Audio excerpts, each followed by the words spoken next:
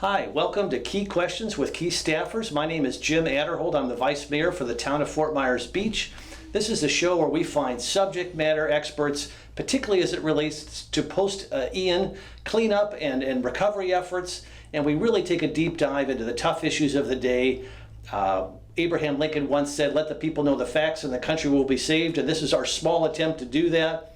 We will certainly be posting this on all the town's social media platforms. But our friends at Beach Talk Radio have been kind enough to play this before their regular scheduled programming on Friday and Saturday. And we hope our friends at the Observer and the News Press and the local TV stations will link to this, particularly when they're working on a story that's germane to our subject matter. And also, as importantly, we're hoping that the folks, you folks that were listening, could also share this on your Facebook page, particularly if it's a subject matter that you think would be helpful to your friends and neighbors. I think the subject matter today will be of interest to everyone because it impacts everyone here on the island. We have a special guest today. His name is Chauncey Goss, and Chauncey is the board chairman for the South Florida Water Management District. Is there an acronym for that? There isn't. The one to the north of us is a SWIFMUD, which is ironically the Southwest Florida Water Management District, which we are not in. We are in the South Florida Water Management District. Sometimes it's called SOFMUD, but most people just call it the district. Now, this is going to sound really dry initially, but I'm telling you what, the organization that Chauncey leads is really responsible for, and I don't think I'm overestimating, the revolutionary efforts that are occurring in Southern Florida to clean our water and to transform how the Everglades functions, how Lake Okeechobee functions, the Caloosahatchee.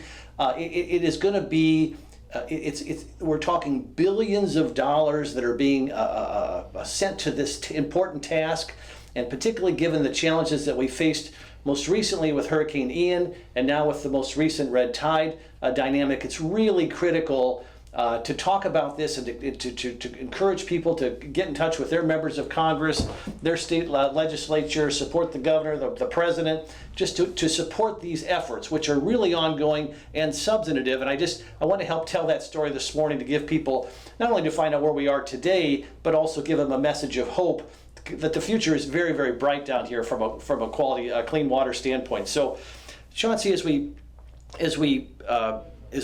see the impact of Hurricane Ian and talk a little bit about how Ian, we'll get into the red tide here in just a second, but how Ian itself affected water quality. Chauncey's from Sanibel, lives in Sanibel, has a home in Sanibel. We'll talk a little bit about how he was impacted by the storm. But before we get to that, talk a little bit about how Hurricane Ian itself and the debris remnants impacted water quality in our area. Well, hurricanes are natural disasters, as you know, and so when we have natural disasters, we have things that our systems are basically designed to deal with averages, and we can do very well with the averages. When we get into those natural disasters, we get away from the averages, and that's when our systems become overwhelmed. So that's what we generally see happen as a district, and that's what we try and work around. So before a hurricane, what we'll do is we've got 2,000 miles of canals. We'll start, when we know, and our meteorologists are very good and they work closely with the National Hurricane Center, when we know where we think the rain's going to come, we start moving water out of those canals. We prepare the system, as it were. Lake Okeechobee is a little bit hard to prepare because it's so big and it takes so long to move water in and out of it. So what we try and do during the wet season is to keep the lake low enough so that we don't have to pump water out, so we don't have the awful discharges that we had in 2016 and 2018. And we were able to do that this time, so we're pretty happy about that. But having said that, we got a ton of rain. So that rain didn't just come on Lake Okeechobee, it came all throughout our watershed. And when it does, it overwhelms the systems, and all the systems. When you have an island here covered by 6-7 feet of water, there's no water management system that's functioning then. Everything's underwater. So from a water quality standpoint, it's awful. If you think about just in your house, what do you have in your garage, and all of a sudden it's all underwater. Your car is underwater. All the fertilizer you have in your garage is underwater. The sewer system's underwater. All of that stuff gets mixed in. So from a water quality standpoint, not real good. You also have a ton of debris from vegetation. So that adds a lot of nutrients into the water. So you just take that big toxic soup and put it together, and that's what we end up with after the hurricanes, where you have either Irma or more recently Ian, and it causes really havoc to the natural system. So when you have a red tide out there, which is naturally occurring and is sort of always like lurking out in the Gulf, which it is, then you feed it all of this stuff. And that's sort of what we're looking at now. And again, I'm not a scientist, so this is a sort of a lay perspective, but I think I'm trying to make it easy enough so that I can understand it and everyone else can understand it. And so when you take a red tide that's already there anyway, and then you add all these nutrients to it, you just exacerbate the system. And Chauncey, and I know I'm not looking for percentages, but just ballpark. As we look at the most recent red tide, and we've, like last, I think it was a week ago, we picked up 13 tons of dead fish on the beach. Yeah. Not to the scale of 2018, but certainly very troubling, particularly as we're all trying to recover from this hurricane. It's been rough. And so, I guess my question is you look at Hurricane Ian, and you look at the red tide that we've recently experienced, although it seems to be getting better, at least today. I'll ask you about that too in terms of your sense and what you're hearing. But is the red tide and the fish kill, what percentage of it is it of Hurricane Ian? What percentage is it the watershed? What percentage is it Lake Okeechobee? And what percentage is natural occurring? In other words, obviously Ian overwhelmed the whole watershed, and like you said, put all kinds of bad things into the water in terms of debris, various types of debris. But did the hurricane itself impact red tide? In other words, did it churn it up? Did it push it towards us? How does it all come together in the big picture? You probably have to talk to the oceanographer more than me on that. But generally, it will. Yes, it mixes up the lake. So the lake absolutely has a lot of nutrients in it, Lake Okeechobee, and that gets mixed up quite a bit in the hurricanes. We saw that in Irma, and we're going to see it again in Ian. We're worried about that right now with some of the blue-green algae, because all those nutrients do get mixed up, and so after the hurricanes, we tend to see bigger blue-green algae outbreaks. You're talking about red tide specifically. I don't know from the Gulf how much stirring up matters on red tide. And you asked about percentages, how much of it's out there anyway, how much of it's from our watershed, and how much of it's coming from the lake. We know how much is coming from the lake because we know how much we're releasing. Mm-hmm. And right now we've been releasing, I think it's 2,000 CFS, cubic feet per second, which is, it's basically in the beneficial zone. During this time of year, we like to have fresh water coming out of the lake because we like to have fresh water in the upper estuary because it helps some of the grasses up there. And by helping those grasses, we help the ecosystem up there work a little bit better. I don't think any of the discharges we're having right now, I can't say they're not impacting water quality at all, but I'd like to think they're not impacting it very much. And the discharges we're doing right now are meant to be beneficial more than anything else. Yeah, they're meant to get a little bit of water off the lake, but we're not pulling tons of water off the lake. Tons is the wrong term, but we're not pulling as much water off the lake as we would be if we were in a panic situation. We're trying to get the lake to the point where come June 1st, come hurricane season again, we're not in a bad situation where the lake is really high. So it's likely that a lot of the exacerbation of the existing red tide right now occurred as a result of the debris that just was washed into the bay and the ocean, and like you said, all the vehicles, the motor oil, gasoline. Well, I think the nutrients is probably more. So you've got a lot of agriculture that takes place in this watershed. But if you sort of look between here and the lake, there's plenty that happens that's not coming out of the lake, coming straight down the Caloosahatchee. There's agriculture there, and then there's everything else that's happening. So it's that runoff. It's just urban runoff. Yeah. There's agricultural runoff, there's urban runoff, and that just all gets mixed in because normally you have stormwater systems that take that stuff and they put it in holding ponds or whatever, and that just all gets overwhelmed. Yeah. Do you have you? I know you're surrounded by a lot of experts in your organization. Have you heard about where we are in red tide? Is it forecast to get better, same, or I know it's difficult to predict, but it's really hard to predict. FWC actually handles red tide for the state, and actually I'll be meeting with them tomorrow. And they put out really good charts that show, where it is. They take samples and they show you on those charts what the samples are showing, where it's popping up. Right now, this one's from Tampa all the way down to the Keys. That's a huge area. This red tide, do they call it a bloom, or what do they? Yeah, it's a bloom, and it's someplace. One thing I found, I grew up on Sanibel. We moved here in 1970, so I was 4 years old, and I've spent my whole life on Sanibel for the most part. And one thing I noticed about red tide is you can have it, on one end of the island and not the other end of the island. You can have it on one side of the island and not the other side of the island. It's really patchy, and you'll see the same things here, I'm sure, on the beach, where it's someone can be screaming about red tide and say it's really bad, and a mile away it's not. So that's the same thing. You take that all the way from Tampa down to the Keys. And some places are really bad and some places aren't. My brother lives up in St. Pete, Clearwater area. He said he can't go outside. He said it's just really tough right now. So it depends. There's been a lot of, the last couple of years, there's been a lot of dollars appropriated for research for the impact of red tide on human health. Have we learned anything new over the last few years? Gosh, I hope so. It's not just human health. It's not just research over the last couple of years. I was thinking back when I was driving over here. I remember talking. My dad was a member of Congress. He was elected in 1988, and I remember one of the first things talking to him about. He was on the Merchant Marine and Fisheries Committee back then when they had a Merchant Marine and Fisheries Committee. It's long since disbanded, and I remember talking to him about red tide, and he was talking about the money that Congress was spending. This was back in the mid 80s. So 40 years ago, I'm thinking we've been studying this thing a long time. We spent a lot of money. I hope we're learning something. I don't know. I haven't seen the fruits of our labor there, but I'm hoping it's there, and I'm hoping it's close. I know that the University of Florida did a pretty neat study in the last couple of years, and they're spending some money on it now, where they're starting to use supercomputers. They're starting to use probably even artificial intelligence to try and help them with their modeling to figure out if they can sort of figure out what's feeding the red tide and then track it back to where it actually came from.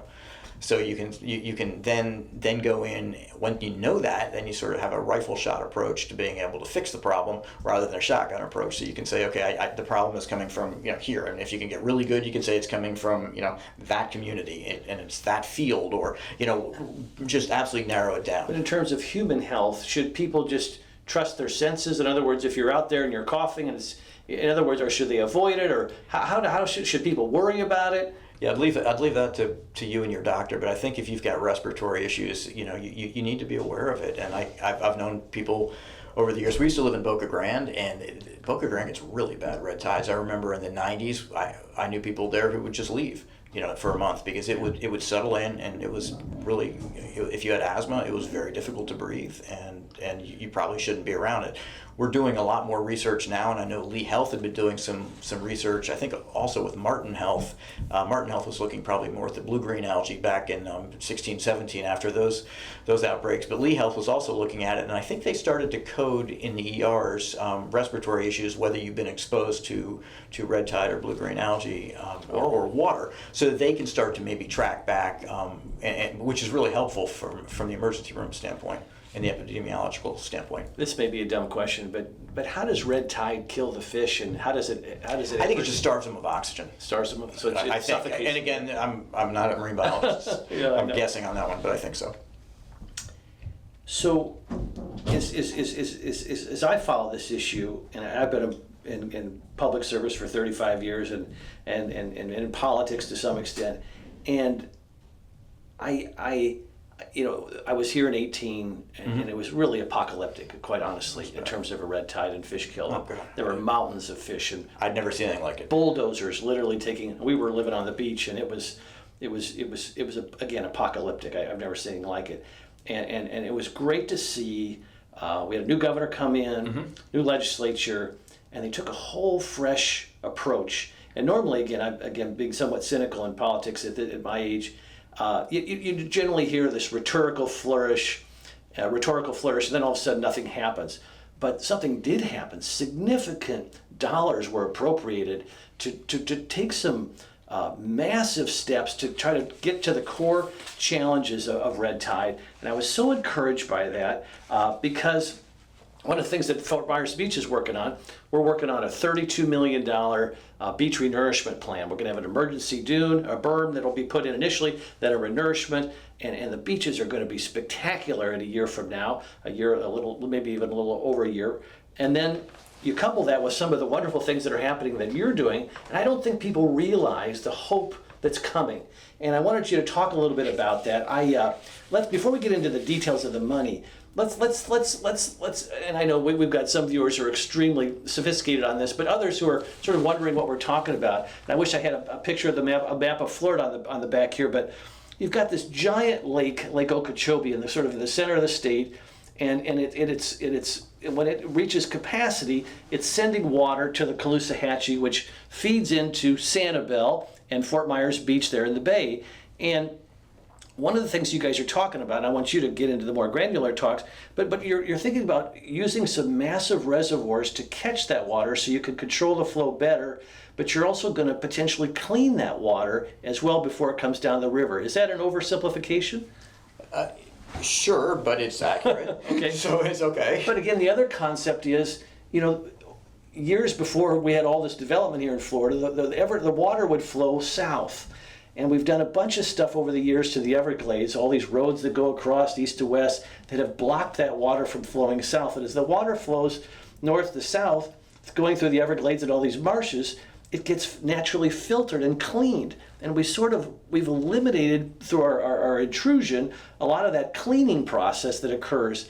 And so explain a little bit about, we've got we've got a river that goes east, we've got a river that goes west, which is the Caloosahatchee, and it seems like we have a reservoir for each of those that's under construction, one of which I think is almost done, if not done. And then ours is the C43 reservoir. Talk a little bit about what that is. I don't think people have any idea how huge these things are. Yeah, they are huge. Let me start by trying to put everything in context, and that might help, especially for those of you who are familiar with this. Bear with me. For those of you who aren't, I think it'll be helpful to try and understand how we got where we are. And it goes back to the hurricanes that we had sort of in the 20s, 30s, and 40s that really devastated the lake communities and flooded eastern Florida, southeastern Florida, to a point where the federal government became involved and came up with something called the Central and Southern Florida System, the CNSF. And that's where the South Florida Water Management District came in, and our job with the Corps of Engineers was to drain the Everglades. And the Corps of Engineers is really good at doing their job, so they drained the Everglades. The problem with doing that is the Everglades, it's really not good for the Everglades to drain the Everglades, because the Everglades is an incredible ecosystem. It's the only one like it in the world, and you don't want to drain it the way we did, which is, as you said, pumping water straight east and west. You want that water to sheet flow south. So that's what we're doing now, is we're replumbing the Everglades and redoing some of the things that we did. And we're doing it in a way that we can still have Miami, that we can still have Fort Lauderdale, we can still have Palm Beach, and they can still, flood control is still our number one mission as the Water Management District. Water supply is also part of our mission, and Everglades restoration is part of our mission. So we have to take all those things, and they conflict at times, and try and put them together to make sure that we're doing the right thing.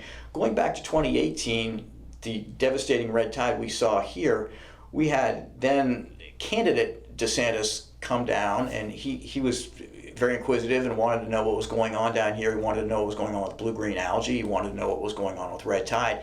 And he took him out in a boat, and he saw this, and he said, oh my God. And I think his wife was with him, and he said, this is just awful. This can't happen. Why is it happening? What can we do to stop it? And he really became involved in it, and he has been just an incredible advocate for it.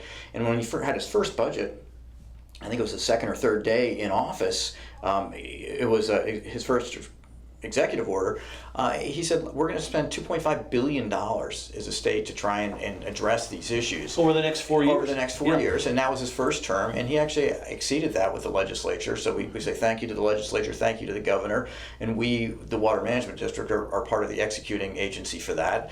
So then he was reelected, and he's just come out with a new executive order. He wants to spend $3.5 billion over the next 4 years. So we have an incredible amount of resource to be able to do what we're trying to do. do. And what we're trying to do is something called the Central Everglades Restoration Plan, or SERP. Before you start on that, because we're talking about the funding has been amazing. The last year of the previous administration, I think there was $250 million that was appropriated. And I've heard big numbers potentially from this administration. Have we seen a number yet from the feds yet? And has any money arrived yet, or where are we on that, on the federal side? Well, President Biden released his budget on Thursday. It was what they call a skinny budget, and it didn't have details, and the details should come out today. I don't know what's in it for... what about the first 2 years? The first 2 years, last year we saw some money for the southern reservoir, which we need, and there was also some money in the infrastructure bill, I believe. Okay. So we are getting some money from the federal government, and as part of SERP, we're in a 50-50 cost share between the state and the federal government. And what that's for is, I think there were 68 or 69 projects identified in SERP that are supposed to be built. This was 23 years ago. It was in 2000 that SERP was authorized. And Dad was actually a member of Congress back then, and he actually voted for this bill. So it's 23 years later, we have not finished many of those projects. Yeah.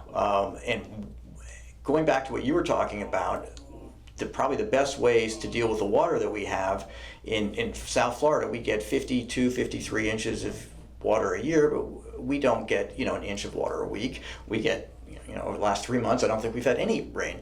And then we'll get it all in the summer. So we don't have a very good way to store water.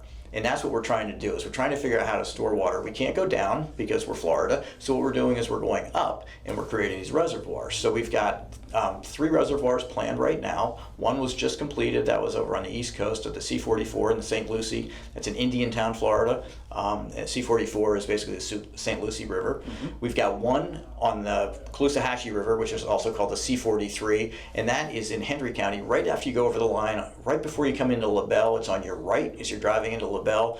And you were talking about the size of these things. That is our middle-sized reservoir, and it's 6 miles by 3 miles, which you could just take in your head and go, okay, 6 by 3, that's big. But then you think of, okay, on Fort Myers Beach, what is 6 by 3? I don't think you're 3 miles wide anywhere on this beach, is my guess. So and then take 6 miles, and I don't know how far 6 miles. I don't know if that's beyond Publix. I don't know. Yeah. From where we're sitting now, it's a big area.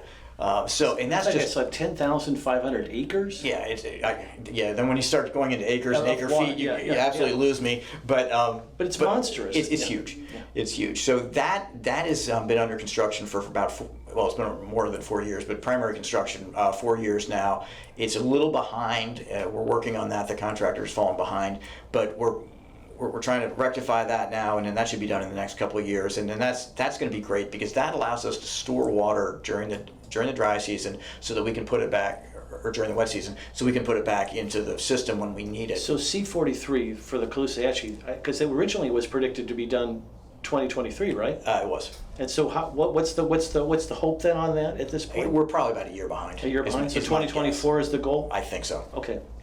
And so the C-44, which is the St. Lucia, which goes into the Atlantic, that's done, correct? That is done, and tell me this, from a lay perspective, how does it work? So they'll work a little bit differently, and since the C-44 is not in my backyard, I don't know it as well. But generally, the theory is you take water off of the river and pull it into these reservoirs. And what that one can do is, there's a big stormwater treatment area, which is basically a huge marsh that cleans the water. So we have the land over there, and we are cleaning the water in the St. Lucie, and it's working really well. The stormwater treatment area there is beautiful. It's just a huge marsh. So if you want to go birding, it's a great place to go birding. On this side, we did not have the land for a big stormwater treatment area, so we're going to be treating the water a little differently. We're going to be treating it chemically, I think, with alum, to try and knock some of the nutrients out of it. So when the water comes back into the system, it will be treated, but it won't be treated naturally as it was in the marsh on the East Coast. And then the sort of the crown jewel of all of our water storage right now will be south, and that's the EAA, or Everglades Agricultural Area Reservoir. And that thing is enormous, and I don't know how many miles it is. I should, but it's bigger than the C-43 reservoir. We broke ground. The Corps of Engineers is building that, and broke ground on it last month. Is the one you just referred to in the C-44 that is done and open? Is that providing any help to Sanibel and Fort Myers Beach? Probably not. It probably is if it's providing help to anybody, it would probably be Fort Pierce and in that area and over on the St. Lucie side. Because they can only take so much, right? Yeah. C-44, and it can only go so much through the St. Lucia, right? Right. Okay. And then so when C-43 is done, the water that would come down through the Caloosahatchee to Fort Myers Beach and Sanibel, that'll be deposited in this basin, or what? Not all of it, but what we can do is pull some of it off. Uh-huh. So you can pull off however many hundreds of thousands of acre feet, and I've forgotten. That's monstrous, yeah. You can pull off a lot. It's again 6 miles by 3 miles. It's a lot of water, and you can treat it, which we do, and then you can put it back into the system when you want it. So and that's the key, is making sure you can put the water back in, because again we get enough rain from the sky, we just don't get the rain when we want it. This helps us. It's quality, quantity, timing, and distribution are sort of the 4 things we look at as a water management district. This helps us with that, because it lets us manipulate the Chauncey, distribution of it. When that's all up and running and functioning fully, that means less nutrients will be going down the Caloosahatchee and feeding red tide, or exacerbating red tide, exacerbating blue-green algae. But will it have any other impact? In other words, let's say red tide's not flourishing at that time. Will it actually make our water cleaner? Well, will we see it? I don't know if you'll see it, but it'll help. It'll help with the discharges a little bit, which is something we really want to have happen, obviously. And when we have the EAA reservoir finished, that's going to help with the discharge. I mean, all these things work together. So if you look at any individual component, they do something, but when they are all working together, the sum of their parts is much better. Mm-hmm. And that's why we're trying to get all of the SERP projects done, so that we have that. And we're not there yet. Within the next decade, we will, but we're not. So every single one of these that comes online gives us that incremental benefit.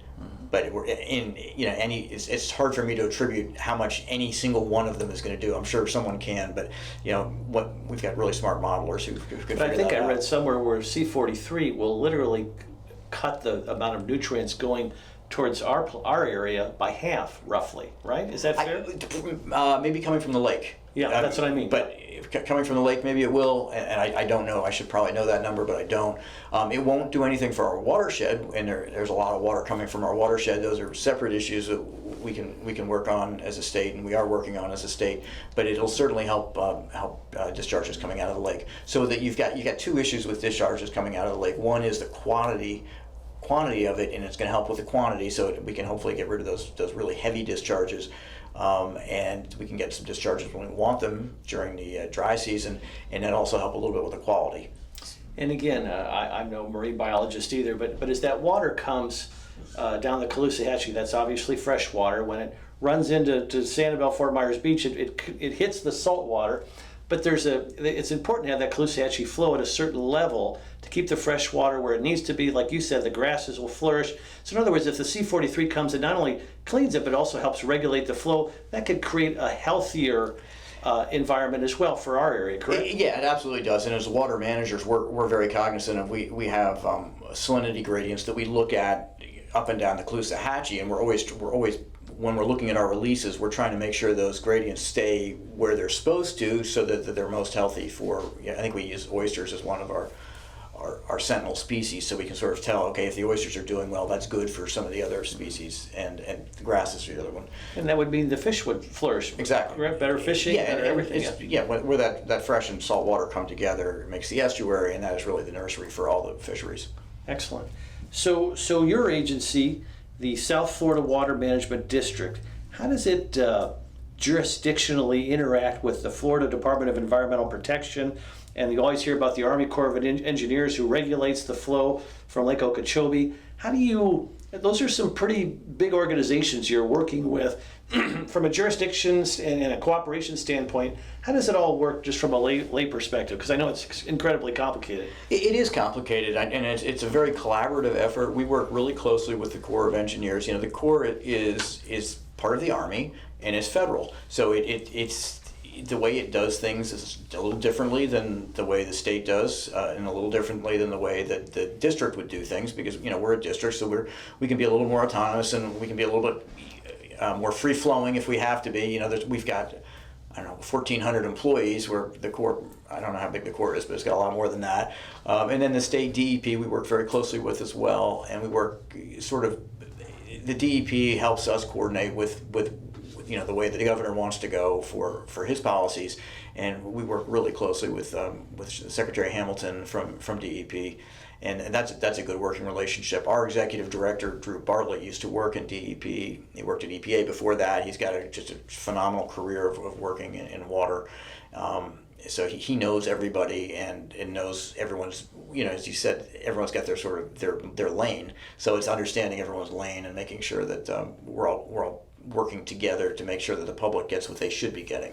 And I was surprised to hear this morning we were walking in. You're a volunteer. I am a volunteer. And your board is all volunteer. We are. And you basically set policy for your executive director and Yep. your team to implement. Is that fair? That's correct. Yeah. Yep. And so as you're working with these entities, the billions of dollars that are being appropriated, hopefully more will be coming, those are probably split up within your various agencies depending on what the task is. Is that right? Yeah, we do a lot of the execution. What'll happen is the legislature will pass a bill, and then generally that money will go to the Department of Environmental Protection, and then the Department of Environmental Protection will give us that money to actually implement whatever that is, or to execute on the money. And from the federal standpoint, the Corps gets that money, and then they will, if it's part of this 50-50 cost share, if it's something we're doing, they will then reimburse us for it. And the Everglades, is this part of the Everglades restoration piece, the reservoirs, or is that a separate piece? The Everglades restoration, the reservoirs are absolutely part of that. So when we talk about Everglades restoration, and again, I know enough to be dangerous, but one of the things that fascinates me is we try to get the water to be able to flow all the way naturally south, so it can be cleaned naturally. These roads, we're literally going back and elevating roads that at one point were blocking the flow of the water. Is that Yep. is that a big part of a part of the Everglades restoration project? Yeah, it has been. So when we talk about the estuaries, we talk a lot about the Caloosahatchee estuary. We talk a lot about the St. Lucie estuary. The other estuary is Florida Bay, and making sure that we can move water south. And that's the whole point of this, is that we're trying not to move water east and west. We're trying to move it south again so that it gets down to Florida Bay. And the only way you can do that is to raise US 41, which is what we have done at Tamiami Trail. So that has been raised, a couple of miles have been raised, a couple more miles will be raised, and that's allowed us to put water down south of 41 into Everglades National Park. It then is able to flow from the park down into Florida Bay, which helps their estuary, because they've had a tough time. When they're starved from water, they get hypersalinity down there, they have, and their grasses all die off, and it gets really ugly. I've read, obviously this has a huge impact on our environment, which is the big positive. But I've also read that there's a 4-to-1 return on investment for each dollar that's spent in this restoration project for the economy of Florida. Explain how that works. Yeah, I don't know what the multiplier is, and it's always interesting to me to talk to the economists about how they come up with these multipliers. But because you are an economist by training, aren't you? No, not quite. A finance person, close, right? Yeah. Public policy, but Yeah. close enough. I've hung out with enough economists to know they have two hands. But I think that the multiplier effect is really important. And when you look at water quality, I think you have to sort of look at why you're in Florida, why all of us are in Florida. You came here for the quality of life, is my guess. You could be anywhere in the world, and you're here, and you're probably here because you like it here, and you're probably here because you like the quality of life, and that quality of life then ties to water quality. So you look at our tourism industry, and you look at, okay, what's the trickle down on that? What's the trickle down, or inversely, what happens if the tourists don't come?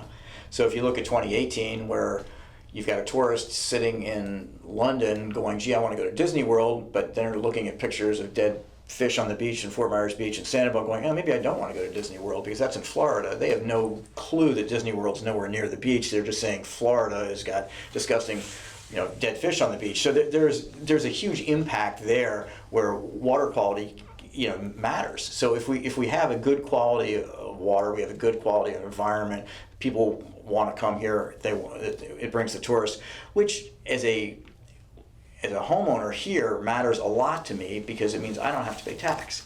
We don't have tax in Florida. The reason we don't have tax is because we have tourists. And that people don't always understand that. But exactly. If you get rid of the tourists, you're probably going to have tax here. So we want to keep people coming, and we don't want them here.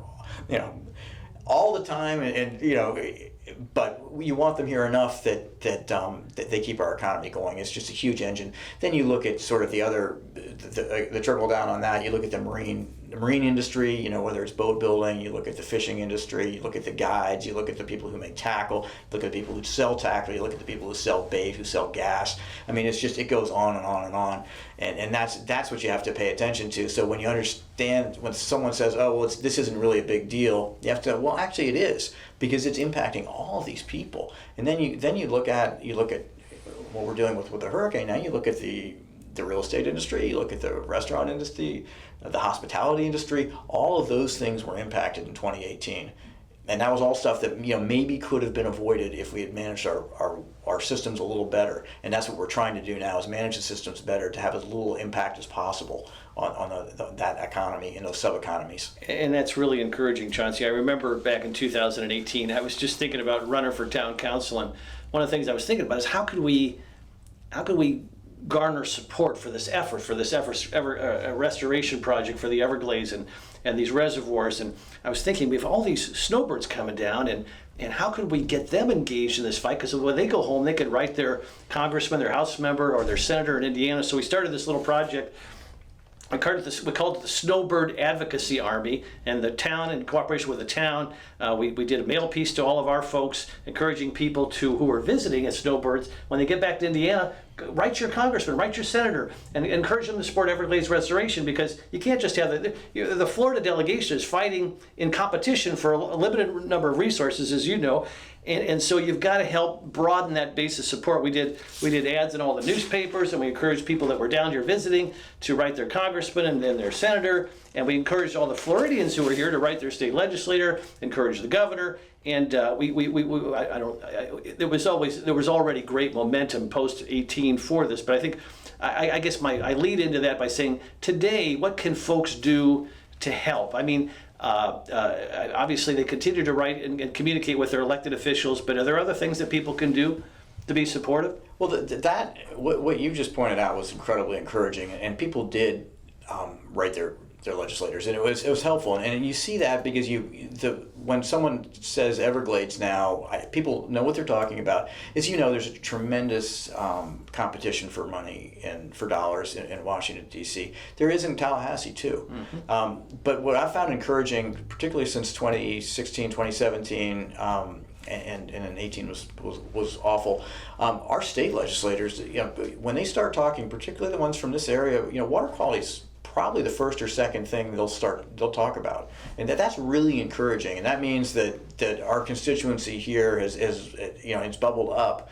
Our businesses here, same thing. They've done a really good job. Our chambers of commerce have done a really nice job. So it's not just the constituents; it's also the businesses where our elected officials have heard from them, so they understand the importance of water quality to our economy and to the local businesses here. So I think that just keeping that message alive, particularly after the hurricane, particularly for the beach and Sanibel, it's we're in rebuilding mode. The last thing you need is a red tide in the middle of it, and it's another gut punch. So we're obviously the red tide, we can't control it, but we're trying to make sure we don't do anything to make it worse. And one of the cool things, our council's nonpartisan. Is yours nonpartisan as well in Sanibel? Yes. So one of the cool things about this issue, this quality water, the Everglades restoration, it really has become nonpartisan. I don't know anybody who's against it. And so the question is, like you say, mobilizing that support in a way that we can continue those funds, and we can also build that national base of support from people who love to visit Florida, encouraging them to be in touch with their member of Congress, their U.S. senator, 2 U.S. senators. So that's the piece of the puzzle that's been so interesting about this discussion. You've got groups like Captains for Clean Water. There's never a partisan piece of this puzzle. It's all about how do we get it done, and that to me has been great, because you've got the chamber folks who are concerned about the economy but also care about the environment. You've got the environmental folks who are concerned about the environment but also care about the economy, and everybody's kind of come together on this one, and it's one of those few issues that brings everybody together, which I think is very encouraging. Yeah, it has been, and you're exactly right. And when you look at I look at the Sanibel Captiva Conservation Foundation. I look at the Sanibel or Captiva Chamber of Commerce. They did not used to get along. 15 years ago, they weren't getting along particularly well on some issues. This is something that absolutely binds them together, and they speak with a single voice and a strong voice. And it's not just on Sanibel, but it's everywhere. I was up in D.C. I think last month at what they have is an Everglades Caucus, which is the different members from Florida. I think they're all from Florida, and you're right. There are Democrats and there are Republicans on that, and it's wonderful to see. We have Debbie Wasserman Schultz and Mario Diaz-Balart, who are both senior appropriators, both different parties, but both focused on the Everglades and focused on trying to get the money that we need to be able to finish these projects, so that the negative consequences don't impact us here in Southwest Florida. So that's really encouraging. In terms of what people can do down here, talk a little bit more about the watershed concept. I mean, explain what the watershed is, and let's use Lee County for an example. I know some of our county commissioners have been leaders on this on the clean water issue. What can we be supporting from Sanibel, Fort Myers Beach, Lee County, to just improve our own watershed that feeds into the Caloosahatchee? It's basically best management practices. Whether you're in agriculture or whether you're a homeowner, it's figuring out what those best management practices are for managing the water that's coming off of your property and then going into waters of the state. And if you go to SCCF, Sanibel Captiva Conservation Foundation is one, and I keep coming back to them because I'm familiar with them, but they've got really good documents and things that, a fertilizer ordinance is something, I don't love regulatory policies, but maybe that's something that you want to look at as a town if you don't have it, or even if your town doesn't have it, you don't even have to have your town have it. You can just go, look, I'm not going to fertilize during the rainy season. I know better than that as a Florida homeowner, and I know that's not the responsible thing to do. My grass doesn't need it, and it's bad for our waterways. So it's things like that you just, xeriscape planting is another one. Native planting is another one. What's xeriscape? Xeriscape is something, it was big, and I'm going to get a little bit out of my lane here. It was big maybe 10 or 15 years ago, and it was using plants that don't use a lot of water. So you see a lot of rock lawns. That was, and I think xeriscape is more than rock lawns, but it was getting away from plants that use a lot of water. But I think that you can do that pretty effectively by using our native plants, which don't need, sort of by their design and the fact they grew up here, they don't need a lot of water. We don't have we don't have any septic tanks here on Fort Myers Beach. But I know Lee County still has some, and I think they're working to clean those up and make sure those are functioning well. Yeah, septic's an issue. Sanibel went to central sewer a long time ago, and it's very expensive to do. Some communities can afford to do it, others can't. And that goes back a little bit to what I was talking about, where we're doing better monitoring, and we're spending a lot more money monitoring, particularly as a district in a state. And one of the reasons we're doing that is that allows us to be really effective when we say, septic is an issue, because then we can look at where it's an issue. Because it may not be an issue everywhere. It is, some places are fine, other places aren't. And it's finding those places that aren't and then targeting them and saying, hey, maybe you guys need some help, gals, so we'll come in and help you. And there is money there. There's state money there, whether it's a revolving fund or I'm not sure exactly how it's set up, but there is money. There's assistance for the town, for the unincorporated areas in the county to help address those areas. So if we know we've got a hot spot, if we know this area is really causing us a problem, we've just got a lot of stuff coming out of there, and we can see it, and we can see it pop up, then we can address it. And that's what I'm hoping that we can do, rather than having the blanket shotgun approach. Haven't worked particularly well. It spooks people, and once Tallahassee gets spooked, things tend to not to happen, which I understand. So what you have to do is not spook them by saying, look, we're not going after everybody. We're going after the people who can be the most, we're going to see the biggest bang for buck. Yeah. Now, Chauncey, it gives me great peace to know that you're leading this massive organization, and you live in Sanibel, and Sanibel really is on the front lines of what comes out of the Caloosahatchee, as Fort Myers Beach is, to a similar extent. And so, talk a little bit about your history in Sanibel. I know you were on the town council in Sanibel. Your dad was a member of Congress. I actually served as a staffer with your dad. That's great. Your dad was also on the Foreign Affairs Committee. Yep. And my boss was on the Foreign Affairs Committee, so I got to see your dad quite a bit, because I think they were both on the Western Hemisphere subcommittee for a while. And that was a fascinating time for me in Washington. As a son of a congressman, did you live here in the district, or did you live out in D.C.? No, Dad didn't run for Congress until I was out of college. Okay, you were already out of college. Yeah, okay. he was back when I was young and when I was growing up on Sanibel in the '70s. Dad became involved mostly in local government, and he and some of his friends they incorporated Sanibel, and so he was the first mayor of Sanibel. Okay. And they were very very much in favor of home rule and pushed for that, and so he served on the city council and then he became a county commissioner and for District 1, and did that for a couple of years, and then he ran for Congress. So for me, it was growing up knowing sort of what land use planning was, knowing what a comprehensive land use plan was, and a rate of growth ordinance and other things like that most kids don't. We're revising ours right now this year. Yeah. Most kids don't spend a lot of time talking about it around the dinner table, but we did, because that was what Dad was doing at the time. Did your dad's service, because I know it's a burden, and there's a lot of constituents calling at home, and there's a lot of meetings he has to attend. Did it make you more likely to be involved or less likely to be involved in public service? Obviously, you're heavily involved, but much more. The political side, I mean, not to get too personal, I don't love politics, and I do love policy. Yeah. So it's just to be involved, to try and be able to make change and affect change is great. The political side of it can get a little ugly at times, but that's just part how'd you get drawn into the Sanibel Council? Let's see. There was an opening. Were you running for an open seat, or was there a vacancy you got appointed for? It was an open seat. Yeah. So you ran as for the town council. I did, but there was. Yes. I'm trying to remember, but that sounds like not that long ago. But I ran, and it was there were three of us. I can't remember. I think the way Sanibel does it, I think there were 2 seats open and maybe 3 people running. I got you. Yeah. That's the way it worked out. Yeah. And then how did you get involved in your current position? I don't really know. I knew the governor a little bit when he was working in D.C. and I talked to him about some water quality issues, and he had just sort of stayed engaged over time.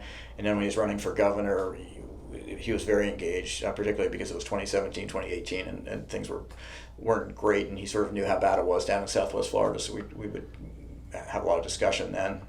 So I think that when they looked at the water management district and what was going on with it and how the changes he wanted to make, he wanted people he had probably felt more comfortable with. And you worked out in D.C., correct? Did you work for Congress, or were you in the private sector? I worked for the Office of Management and Budget, and I worked on the Hill for the budget. You were at OMB? Was Governor Governor Daniels there at OMB? Mitch Daniels was my boss. Was he really? Yeah. He was my boss for 8 years. He's a wonderful guy. Yes.